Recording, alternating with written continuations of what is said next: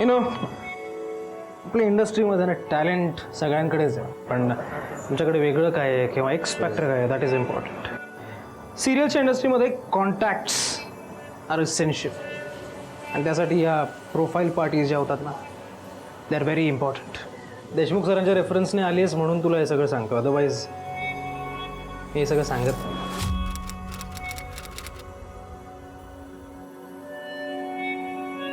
Remember one thing, profile parties are important for you, for your progress. बाकी काम करच, पण एका साईडला पार्टीज एन्जॉय करायला पण शिक आणि कॉन्टॅक्ट बिल्ड करायला पण शिक.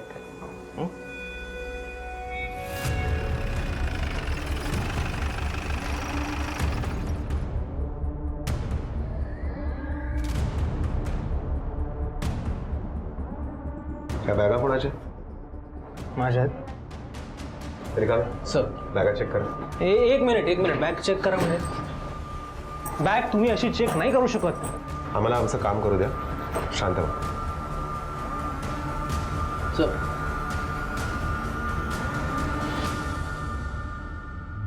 हे काय काय आहे सर, आय डोंट नो. आणि माझ्या बॅगमध्ये मी असं काहीतरी कॅरी नाही करत. तुम्हाला चांगलंच माहिती हे काय आहे ते. रिकामे घेऊन चला यार. नाही, एक minute I have to talk to my lawyer. No I have to talk to my lawyer.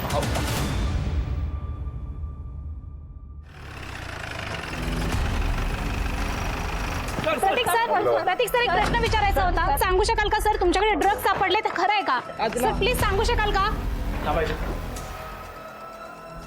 आपण आता विश्रामनगर पोलीस स्टेशनच्या बाहेर आहोत. सूत्रांकडून मिळालेल्या माहितीनुसार प्रतीक सरंजांबे यांच्याकडे ड्रग्ज सापडले असून ते ड्रग्जचे सेवन करत असावेत अशी शक्यता वर्तवली जात आहे.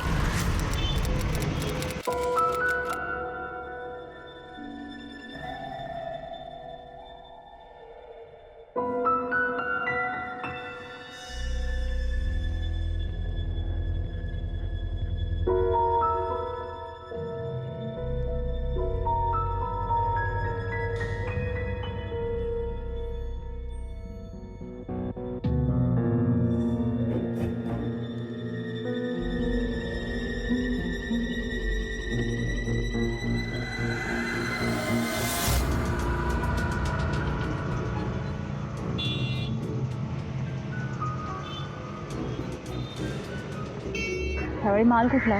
नॉर्थचा दीदी. तू हे काम सोडून दे रे, माझ्याकडे पर्याय नाही म्हणून करते मी.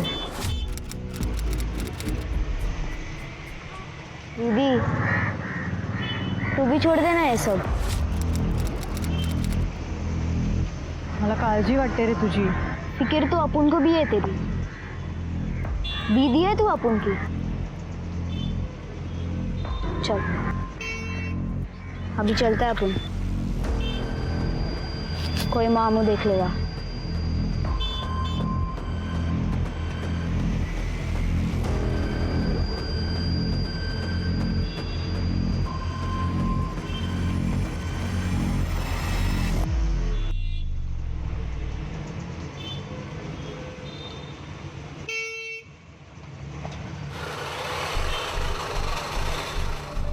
एक्सक्यूज मी, हा ॲड्रेस सांगता का?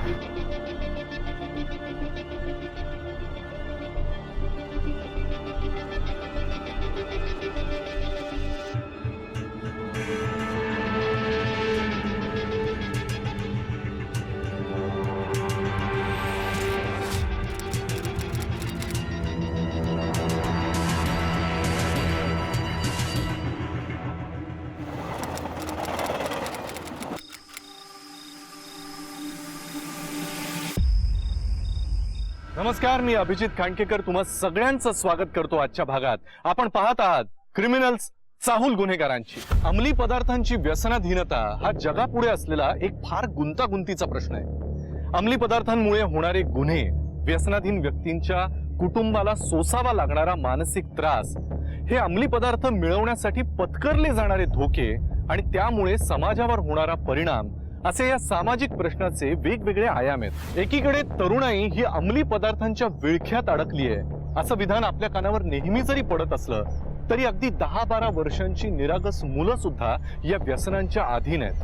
आणि बरेचदा त्यांचा ह्युमन कॅरियर म्हणून सुद्धा वापर केला जातो. नेहानं हे अंमली पदार्थ ज्यांच्याकडून घेतले तो सागर हा देखील असाच एक ह्युमन कॅरियर होता. आई येते का मी? आई आई उशीर होतोय ग मला. अगं थांब, पेपर आहे ना तुझा? हो आज मॉक टेस्ट आहे माझी.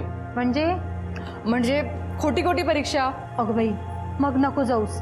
हे बघ, खोटं काहीही काम करायचं नाही सांगून ठेवते. आई अगं काय करू मी तुझं? आता काय झालं? खोटी परीक्षा म्हणजे सराव परीक्षा. अगं बाई, खूप शिक आणि खूप मोठी हो. हो अगदी बरोबर.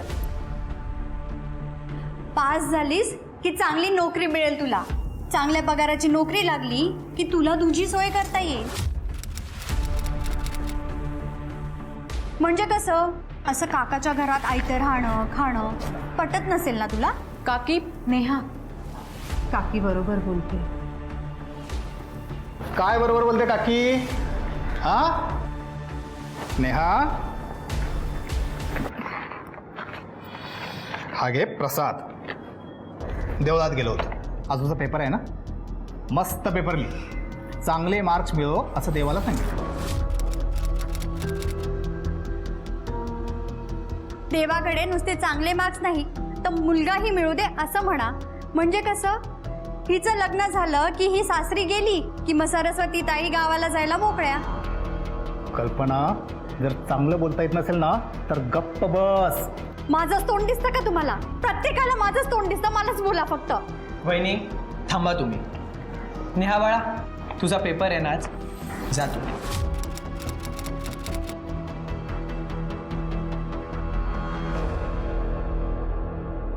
निवृत्ती, तू माझा चांगला मित्र आहेस म्हणून काळजीने तुला सांगतो, असं त्या मुलीसमोर भांडत जाऊ नका. तिच्या अभ्यासावर परिणाम होईल. अरे मग हिला सांग ना ते. उठ सूट वहिनीला आणि नेहाला बोलत असते. नाही बोलत. द्या मला 5,000 रुपये, घर खर्चाला हवेत. महिना अखेर आहे, नंतर घे.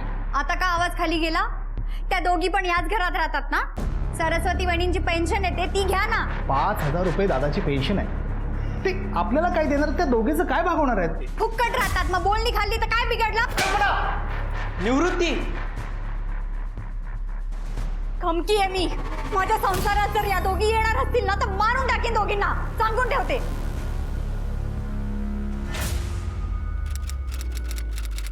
ए ये देखो आनंद भैया,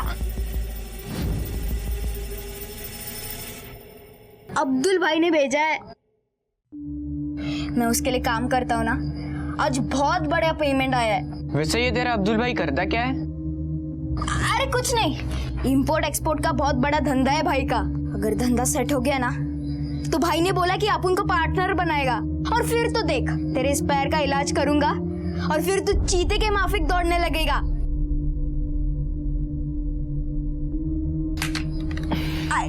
संभाल के भाई.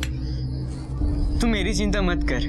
तू ये बता, तू कुछ गलत काम तो नहीं ना कर रहा? भाई, काम काम होता है और सही और गलत अपन तय करेगा, कोई और नहीं. और अपन तेरे लिए कुछ भी करने को तैयार है.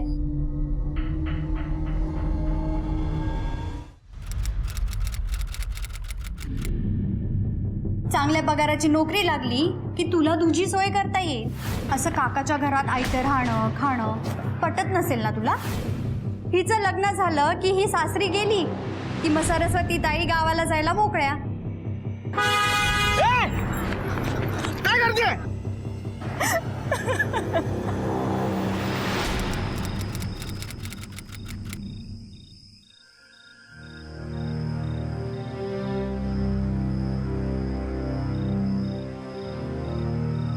नेहा, काय झालं बाळा? का रडते? पेपर चांगला नाही गेला का? आई मी पेपर लिहूच नाही शकले ग. माझं लक्षच लागत नव्हतं. असं करू नको बाळा. हे बघ, तू शिकलीस तर सगळं बदलेल ना.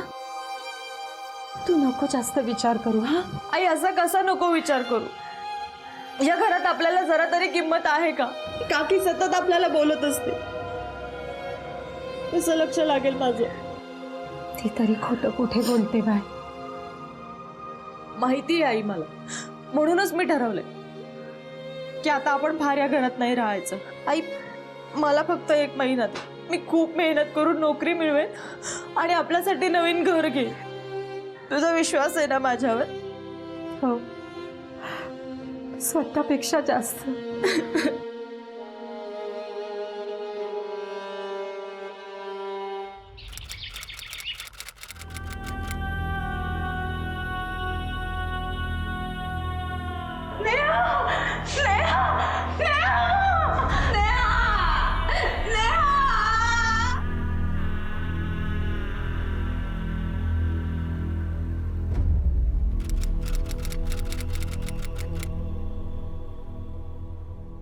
साहेब, नेहा एक ब्राईट स्टुडंट होती.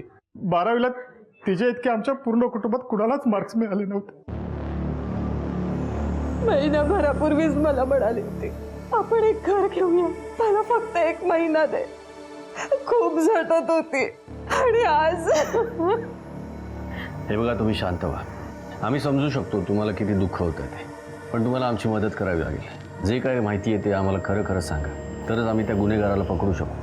या नेहाच्या बॅगमध्ये 30,000 रुपये सापडलेत. ते तिच्याकडे कुठून आले, काही माहिती आहे का तुम्हाला? नाही नाही साहेब, म्हणजे ती म्हणाली होती की कुठेतरी काम करते, कदाचित तिला पगार मिळाला असेल. 30,000 पगार आणि तेही डिग्री नसताना, कमाल आहे. नेहाच्या बॅगमधून आम्हाला ड्रग्सची पाकिटं सुद्धा सापडली नाही. नेहा ड्रग्स घ्यायची का? नाही साहेब, ती असं काही करू शकत नाही साहेब. मग ती ड्रग्स विकायची का? नाही नाही साहेब, मला त्या दिवशीच शंका आली होती.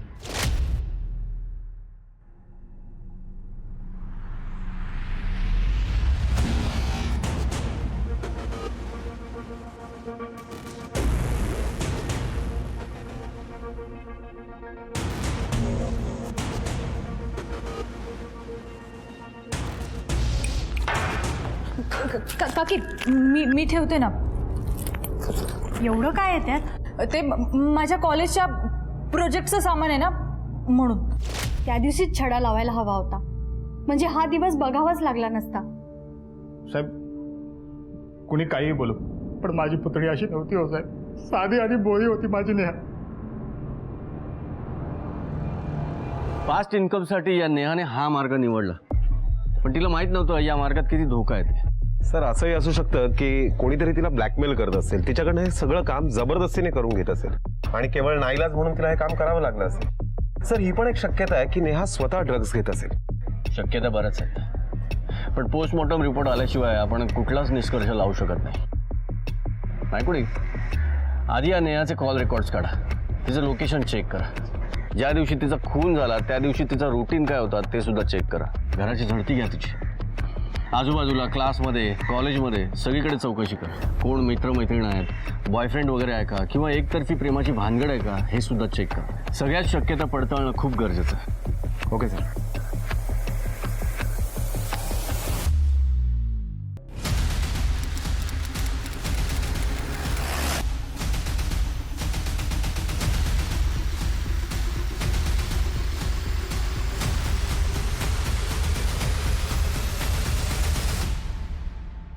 सर, मी त्यांचा फॅमिली फ्रेंड निवृत्तीसोबत पोस्टात काम करतो. सर, त्यांच्या घरात नेहाला घेऊन सारखी भांडणं व्हायची. सर, ती सगळ्यांपासून काहीतरी लपवत होती. तिचा स्वभावही बदलला होता. सारखी चिडचिड करायची, कोणाशी नीट सुद्धा बोलत नव्हती. ती आधी अशी नव्हती सर.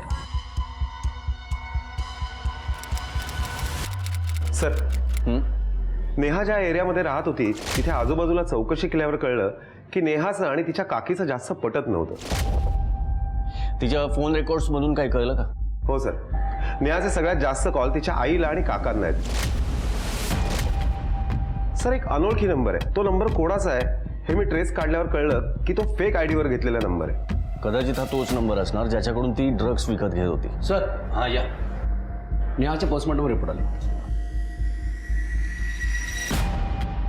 सर, नेहाच्या पोस्टमॉर्टम रिपोर्टवरून कळतंय की तिचा मृत्यू साधारण संध्याकाळी 7:30च्या आसपास झाला आणि एक्सेस ब्लड लॉसमुळे तिचा मृत्यू झालाय. सर, नायकुडी, जर का या नेहाचा फोन दुपारी 4 वाजता बंद झालाय आणि तिचा खून 7:30 वाजता झालाय, याचा अर्थ कोणीतरी तिला किडनॅप केलं असणार किंवा कोणीतरी तिचा पाठलाग केला असणार आणि सुनसान जागा बघून तिचा मर्डर केला असणार. सर, पोस्टमॉर्टम रिपोर्टवरून एक गोष्ट क्लिअर होते की नेहाच्या बॉडीमध्ये ड्रग्स ट्रेसेस नाही मिळाले. रिपोर्ट क्लीन आहे. आपले खबरी ऍक्टिव्हेट करा. त्या एरियामध्ये कोण ड्रग्स पेडलर आहेत ते जरा चेक करा. कदाचित तिच्याकडून हे कोणीतरी जबरदस्तीने करून घेत असेल किंवा ती हे मजबुरीने करत असेल. आणि असंही होऊ शकतं की तिने हे काम करण्यासाठी नकार दिला म्हणून तिचा खून करण्यात आला असेल. लवकरात लवकर शोध करा. Okay sir.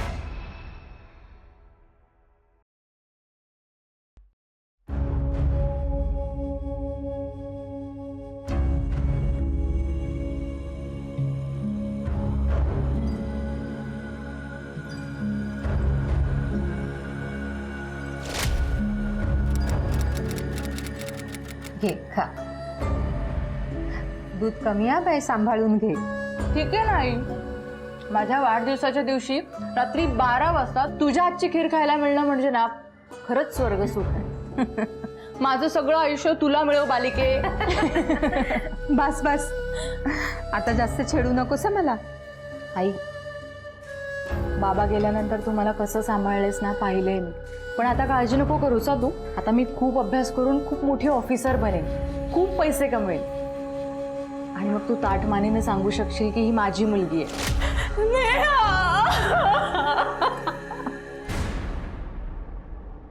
प्रतीक सर काय घडलं आतमध्ये? प्रतीक सर, नेमका काय गुन्हा झालाय? कशासाठी तुम्हाला अटक केलं होतं? प्रतीक सर प्लीज काहीतरी सांगाल का? प्रतीक सरंजांबे यांना जरी बेल मिळाली असली तरी ते गुन्हेगार आहेत की नाही याचा सोक्षमोक्ष लागणं अजून बाकी आहे. प्रतीक सरंजांबे या प्रकरणामध्ये अजून किती गौप्यस्फोट होणं बाकी आहे हे तर वेळच सांगेल. मी अंतरा जोशी, कॅमेरामॅन संतोषसह पाहत राहा नंबर 1 न्यूज. सर, माझी मुलगी पायल गायब झाली आहे. गायब झाली म्हणजे? मी नेहमीप्रमाणे संध्याकाळी घरी आलो तर ती घरी नव्हती. तिचा मोबाईल मात्र घरीच होता. मी तिच्या मित्र मैत्रिणींकडे चौकशी केली, नातेवाईकांकडे चौकशी केली, पण तिचा कुठेच पत्ता नाही. तिचा फोटो असेल ना तुमच्याकडे? हो. नाही, फोटो सर्क्युलेट करा. हा.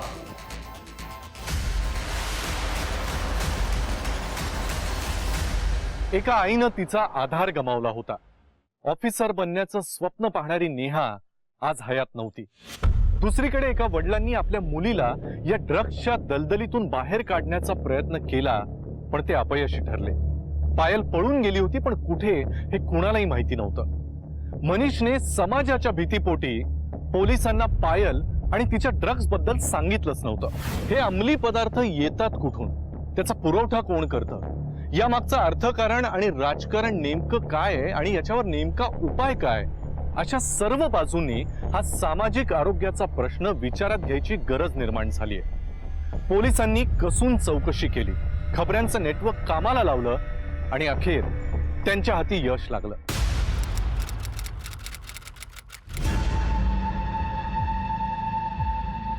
ती जी पोरगी ज्या एरियामध्ये मिली ना साहेब, तो एरिया ना वीरेन अण्णाच्या अंडरमध्ये येतो. कुठे असेल वीरेन? हाच तर गेम आहे ना सर. तो कुठे आहे ना कोणालाच माहीत नाही. सगळे कामं आहेत ना फोनवर होतात. त्या एरियामध्ये ना एक लहान मुलगा राहतो सागर नावाचा. तर तो लहान असल्यामुळे ना त्याच्यावर कोणी संशय घेत नाही, पण तो तुम्हाला वीरेन अण्णापर्यंत पोहोचवू शकतो. सागर साहब, आपको किसी ने झूठ बोला है. अपन का तो कचरे का धंधा है साहब. लोग तो कुछ भी बकते हैं. देख बेटा, तुला जे काय माहिती आहे ना ते खरं खरं सांग. तुझ्या विरोधात आमच्याकडे पक्का रिपोर्ट आहे. सागर बेटा, अगर तूने सच नहीं बताया तो ये लोग तुझे बाल सुधारगृह में भेज देंगे और वहाँ जिंदगी आसान नहीं होती. साहब, अगर मैंने सच बता दिया ना, वो लोग मुझे मार डालेंगे. और मुझे मेरी जान की फिक्र नहीं है. मेरा भाई है, उसका पैर का इलाज चल रहा है. वो दौड़ना तो छोड़ दो, वो ठीक से चल भी नहीं सकता साहब. वो लोग उसे मार डालेंगे. सागर, तुझ्या भावाच्या संपूर्ण इलाजाची जबाबदारी आम्ही घेतो. नाही कुठे याच्या भावाला आपल्या पोलीस वेलफेअर ट्रस्टच्या हॉस्पिटलमध्ये दाखल करा. Okay sir. सागर, झाला तुझा प्रॉब्लेम सॉल्व? नेहा दीदी अपन की बहुत अच्छी दोस्त थी साहब. अपन को छोटे भाई की माफी प्यार करती थी। जब वो गई तब अपन बहुत रोया, ये भी सोचा कि ये सारा धंधा बंद कर दूं, लेकिन क्या करूं साहब, इस धंधे में एंट्री तो है लेकिन एग्जैक्ट नहीं। वीरेन कहाँ मिलेगा इस वक्त? वीरेन अन्ना को मैं कभी मिला नहीं, मैं तो अब्दुल भाई के लिए काम करता हूँ, लेकिन हाँ अन्ना का आवाज़ सुना है।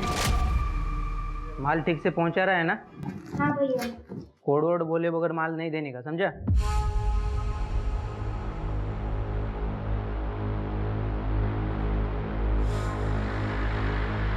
हाँ वीरेन अन्ना, एक बड़ी पार्टी मिली है, 2 किलो का ऑर्डर आहे. त्यांना माझ्याकडे घेऊन ये, मोठी पार्टी आहे, रिक्स नको घ्यायला. ओके अन्ना, शाम को लेके आता हूँ.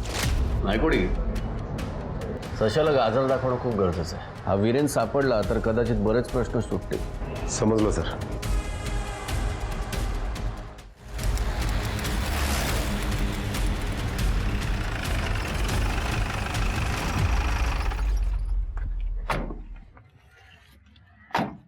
साहब, अब्दुल भाई का घर. आणि कोड काय? कलकत्ता पान बिना चुना लगा है. पाटील मॅडम, याला घेऊन आतमध्ये बस.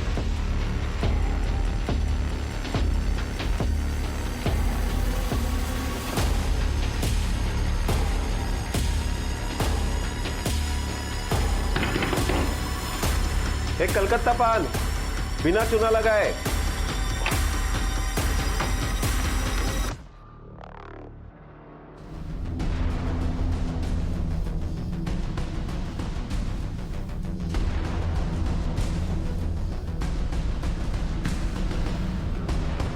ठीक है, और कितनी दूर है? यही पास में ही है. फोन तो लगा उसे.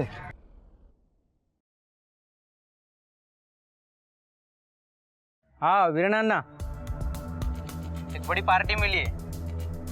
हाँ मैंने सब कुछ पूछ लिया है, पैसा हम बोले उतना लेके पहुंच रहे हैं उनको. नायकोडी शांतपणे चालत राहा आणि जोपर्यंत आम्ही पोहोचत नाही तोपर्यंत नो अटॅक. ओके, तुमचं लोकेशन आम्ही फॉलो करतोय. Be alert.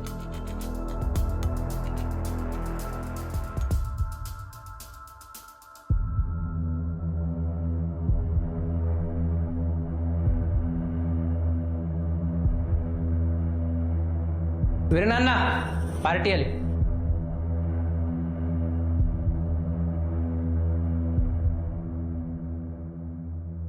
वीरेन,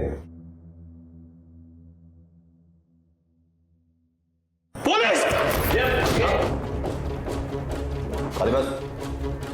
ये बस खाली. चेक करा झडती आहे.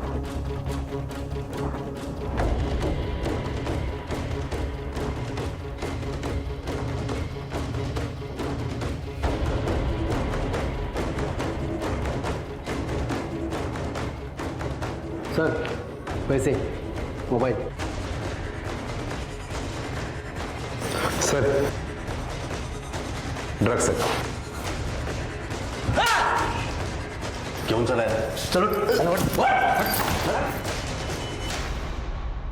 वीरेन, हिला ओळखतो?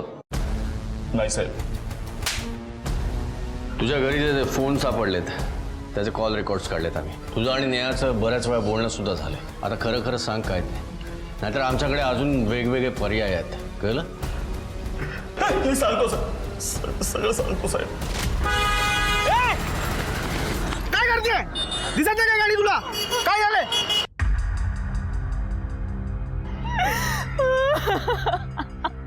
काय झालं? का रडतेस तू? बोल. माझ्या घरी पैशांचे खूप प्रॉब्लेम्स आहेत. पैसे नाही मिळाले तर मी विचार करता करता असंच मरून जाईल. हे बघ, मी तुला पैसे देऊ शकतो, तुझी गरज आहे तेवढे महिन्याभराच्या आत. पण तुला एक सोपं काम करावं लागेल. हे बघ, घाबरू नकोस. मी तुला काही घाणेरडं काम करायला सांगत नाहीये. तुला फक्त हिंमत दाखवावी लागेल. पैसा रिक्स घेतल्याशिवाय मिळत नाही. नेहाने तुझ्याबरोबर काम करायला होकार दिला, पण नंतर तिला पश्चाताप झाला. तिने या धंद्यातून बाहेर पडण्याचं ठरवलं, पण तुला राग आला. कारण तुझ्या धंद्यात एंट्री आहे, एक्झिट नाहीये. म्हणून तू तिचा खून केलास. नाही सर, मी नाही मारलं तिला. अहो ती सोन्याचं अंड देणारी कोंबडी होती. ती मेल्यानं माझंच नुकसान झालंय सर. मग तिचा फोन झाला तिथे तुझा मोबाईल लोकेट कसा काय झाला? सर मला तिच्यावर शंका होती म्हणून मी तिचा पाठलाग करत होतो. हॉटेल 3 स्टार मध्ये ती एक पार्सल डिलिव्हरी करायला गेली होती तेव्हा मीही तिच्या मागावरच होतो. तिने ते पार्सल डिलिव्हरी केलं. मी हॉटेलच्या बाहेर गेटवर थांबलो होतो सर. ती आल्यावर मी परत तिच्या मागावर होतो कारण पुढची डिलिव्हरी रात्री 9 वाजताची होती. गाडीचा नंबर पाहिलास? नाही सर, त्याचा नंबर माझ्या लक्षात नाहीये. पण त्याने जे हेल्मेट घातलं होतं ना त्याच्या पॅटर्नवरती 3 स्टार होते गोल्डन कलरचे.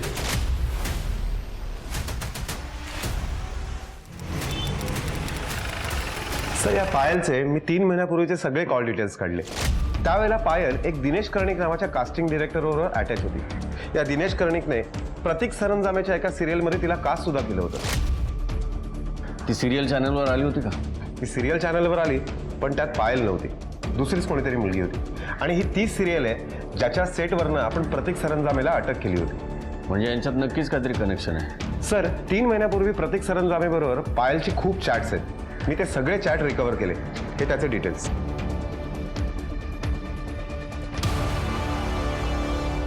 नायकोडी, ही खबर मीडियापर्यंत जाता कामा नये. त्या प्रतीकला उचला आणि मागच्या गेटने आणा. Okay sir.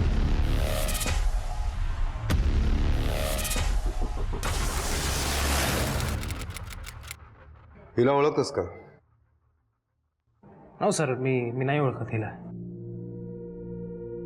बरी करतोस ऍक्टिंग, पण तुझी ऍक्टिंग इथे नाही चालणार. नायकोडी, सर माहीत नाही. हे तुझ्यात आणि तिच्यात झालेले चॅट्स ओळखतोस का? ओके सर, पायल नाव आहे तिचं. She was cast in our serial. आमच्या सिरियलमध्ये ती इनिशियली कास्ट झाली होती पण नंतर चॅनलने डिसिजन चेंज केलं आणि दुसरी ॲक्ट्रेस सिलेक्ट झाली. आय रिमेंबर तिला खूप वाईट वाटलं होतं. लिसन, ह्याच्यात तू कोण आहेस किंवा तुझ्याकडे काय टॅलेंट्स आहेत दॅट इज नॉट इम्पॉर्टंट. पण तू कोणाला ओळखतेस and who knows you that is important. So contacts develop कर and for that you have to attend those parties. जेव्हा पार्टीज अटेंड करशील, कॉन्टॅक्ट्स डेव्हलप करशील, तेव्हा तुला मिळालेला रोल तुझ्याकडनं कोणीही काढून घेऊ शकणार नाही. Nobody would dare to do that. तुमच्यासारखे लोकच तरुण मुलांना ड्रग्सच्या अधीन व्हायला कारणीभूत असतात. Sir, I was just helping her. मी मदत करत होतो तिची.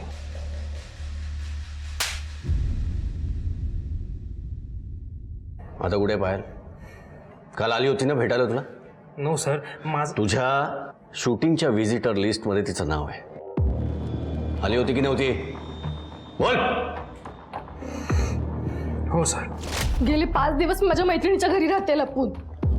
घरी गेले तर बाबा मला रिहॅब सेंटरला पाठवते. तू मला ड्रग्स दे किंवा पैसे दिलेस तरी चालेल. तुला कळतंय ना प्रतीक? प्लीज प्लीज, मी काही करायला तयार आहे. अरे You see, I don't have that kind of money right now. पण मी तुला पार्टीला पाठवू शकतो. मी तयार आहे. कधी आहे पार्टी? उद्या. पार्टी कुठे चालू आहे? VB road, Andheri.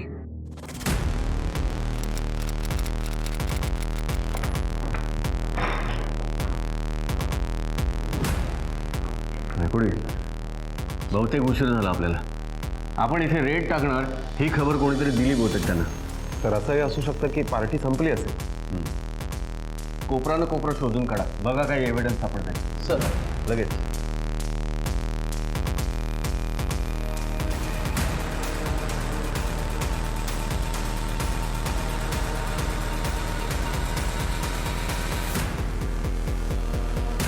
Sir sir हे बघा.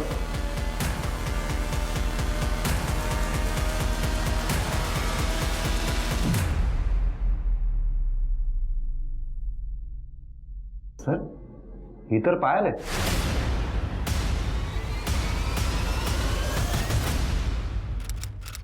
पायल पायल पप्पा पायल पप्पा पप्पा मला जेलमध्ये नाही राहायचं, मला इथून बाहेर काढा. हे बघ, तू रडू नकोस, अजिबात रडू नकोस. हा, मी आलोय ना. सर, थोडं बोलायचं होतं. बोला. जर FIR बनवली नसेल तर काही तोडपाणी होतं का बघायला. लाच देणं हा गुन्हा आहे, तुम्हाला माहित नाही का? त्या अंडर तुम्हाला अरेस्ट सुद्धा करू शकतो. मिस्टर मनीष, ही केस आता आम्ही नार्कोटिक्स डिपार्टमेंटकडे हँड ओव्हर केली आहे. सो चौकशी होणार. काय पुढे? हे तुमच्या घराचं सर्च वॉर्डन.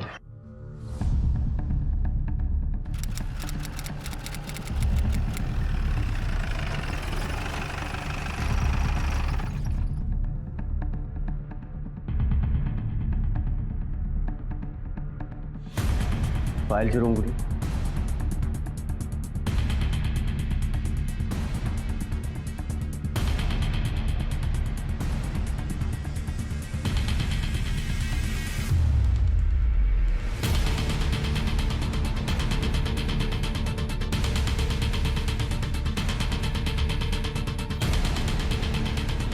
पाटील मॅडम,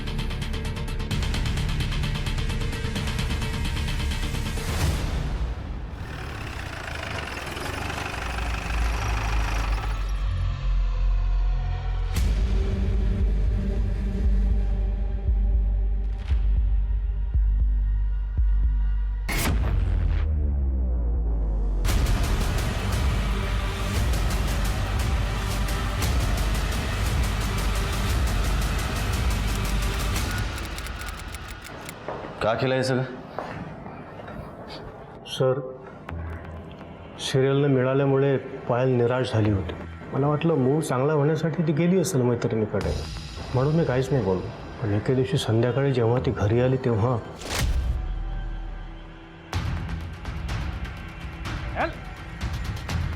पायल पायल काय झालंय?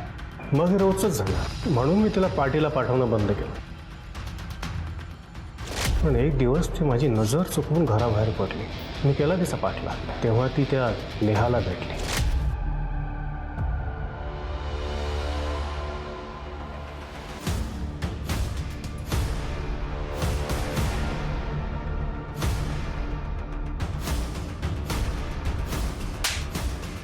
लाज नाही वाटत तुला असली कामं करायला? परत माझ्या मुलीला ड्रग्स दिलंस ना, जीव घेईन तुझा, लक्षात ठेव. सर, मी बराच प्रयत्न केला त्या नेहाला समजावण्याचा, पण त्या दिवशी सुद्धा तिने पायलला ड्रग्स दिले. मला प्रचंड राग आला होता. मग तो विचार केला की जर पायलच्या आयुष्यातून तिला ड्रग्स देणाऱ्याचा कॉन्टॅक्ट बाद केला तर ते सुधरेल. प्रेमापोटी केला तरी गुन्हा हा गुन्हाच असतो. स्वतःच्या मुलीचा जीव वाचवण्यासाठी तुम्ही दुसऱ्या मुलीचा खून केलात. तिच्या फॅमिलीचा विचार नाही केला तुम्ही. आणि ड्रग्सच्या विळख्यातून बाहेर पडण्यासाठी सरकारने बऱ्याच मोहीम सुरू केलेल्या आहेत. त्याची थोडीशी जरी माहिती घेतली असतीत ना, तर आज एक जीव वाचला असता. मनीष कुर्लेकरला नेहा राणे खून प्रकरणामध्ये अटक झाली आणि त्याच्यावर खटला देखील सुरू झाला. दुसरीकडे वीरेनला अंमली पदार्थांच्या तस्करी प्रकरणी अटक करण्यात आली. प्रतीक सरंजामेच्या गुन्ह्याकडे प्रश्नार्थक नजरेनं बघून न्यायालयानं त्याला सुद्धा कठोर शिक्षा फरमावली. अंमली पदार्थांची तस्करी रोखणं, कायद्याची कडक अंमलबजावणी करणं हे तर महत्वाचं आहेच, पण त्याचबरोबर व्यसनाधीन व्यक्तीला मुख्य सामाजिक प्रवाहात आणण्यासाठी सरकारनं आखलेल्या प्रणालीचा विचार करणं सुद्धा फार महत्वाचं आहे. या प्रणालीचा जर योग्य उपयोग आपण करून घेतला तर आपला भारत देश नक्कीच खऱ्या अर्थानं सुजलाम सुफलाम होऊ शकेल. आजच्या भागात मी अभिजित खांडकेकर तुम्हा सगळ्यांची रजा घेतो. पुन्हा भेटूया एका नवीन केससह पुढच्या भागामध्ये. तोपर्यंत तुम्ही स्वतःची आणि आपल्या घरच्यांची काळजी घ्या. धोका अजूनही टळलेला नाहीये, त्यामुळे घराबाहेर पडताना मास्क आणि सॅनिटायझरचा वापर नक्की करा. पाहत रहा क्रिमिनल्स, चाहूल गुन्हेगारांची. जय हिंद, जय महाराष्ट्र.